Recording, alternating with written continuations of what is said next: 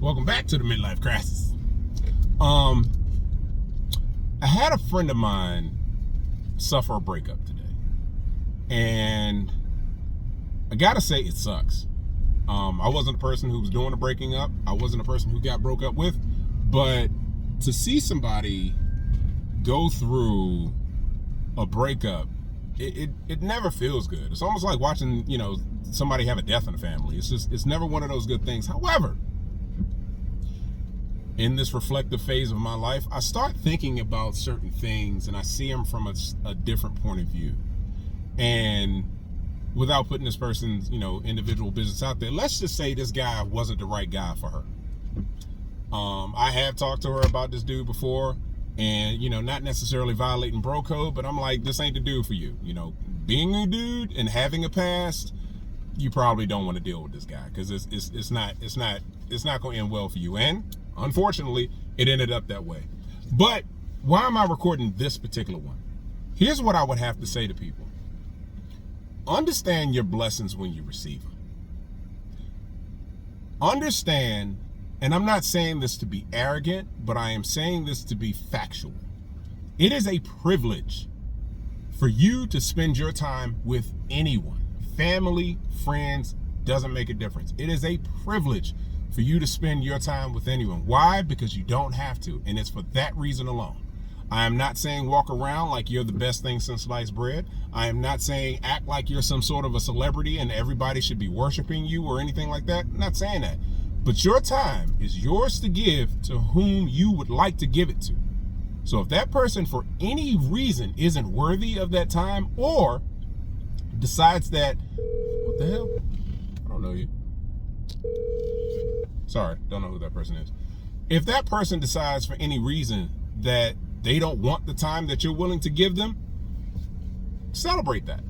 And it seems odd because we want certain people to want our time. We like somebody and we want that person to like us back, and it hurts when they don't. Rejection never feels good, and I totally understand that. However, if you get rejected, that person may have just saved you something. Because instead of you trying to convince that person of why they should like your time, instead of you trying to convince that person that it's really fun to hang out with you and they're really going to get something out of it, spend that time with somebody who wants you to do that with them. Spend that time with that person that is actually going to appreciate it. And it may hurt because you think, oh, there's not another person like X, Y, and Z out there. And that may be true. But just because you don't get X, Y, and Z doesn't mean you're not going to get somebody else who's of the same quality, if not better.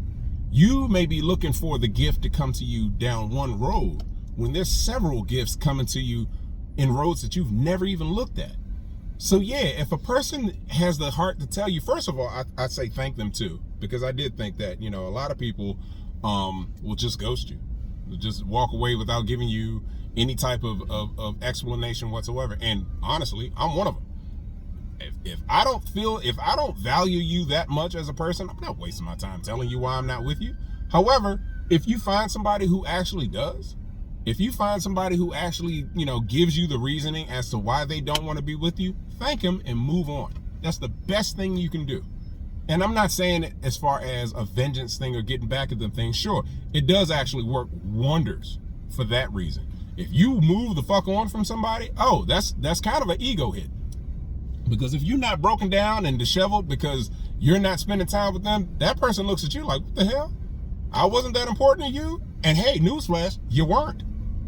But outside of the vengeance and worrying about that petty stuff, because it is actually petty, the best thing you can do is move forward, because that person has just now cashed themselves out of your life. That person has just now alleviated you from having to deal with any of their bullshit or any of their nonsense or any of their other good stuff. It doesn't necessarily have to be bullshit or nonsense when somebody doesn't want to hang around with you. They're just saying they don't want to hang around with you. And I consider that to be a good thing because you don't have to waste your time anymore.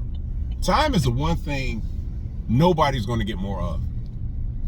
We're all here for a certain amount of time on this planet. If that's 50 years, if that's 500 years, it's all finite. We're all going to be on the other side of the grass one day.